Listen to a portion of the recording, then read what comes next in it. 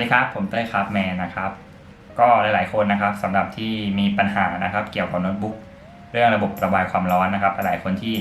ใช้โน้ตบุ๊กไปนานๆแล้วเกิดปัญหาเรื่องการฝุ่นตันพัดลมไม่หมุนหรือว่าเวลาเล่นเกมแล้วความร้อน CPU นะครับฮีทขึ้นมานะครับทำให้คอมพิวเตอร์ของคุณร้อน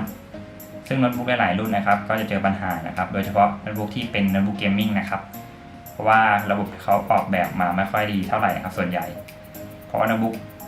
จะออกแบบให้กระทัดรัดได้พกพานะครับจึงทำให้ระบบระบายความร้อนของโน้ตบุ๊กนะครับระบายได้ด้วยไม่ดีนะครับเดี๋ยวเราก็จะมาดูวิธีการ modify กันนะครับ modify เรื่องระบบความร้อนของโน้ตบุ๊กนะครับเราจะใส่ตัว heatsink เป็นทองแดงเพิ่มแล้วก็ทำความสะอาดบริเวณ heatsink แล้วก็ตัวทาซิลิโคนใหม่เรียบร้อยแล้วเราก็จะไปซื้อพวกทองแดงมาเพิ่มเพื่อช่วยในการให้ระบบไหลเวียนของโน้ตบุ๊กนะครับไหลเวียนความร้อนได้ดีขึ้นเวลาโน้ตบุ๊กฮีทหรือเวลาเล่นเกมหนักๆนะครับส่วนใหญ่จะเป็นแทบทุกรุ่นนะครับเป็นข้อเสียของโน้ตบุ๊กนะครับเพราะยิ่งเวลาเป็นโน้ตบุ๊กเกมมิ่งนะครับเนี่ยจะเจอปัญหาเยอะมากเดี๋ยวเราไปดูวิธีการ modify และการปรับปรุงกันนะครับ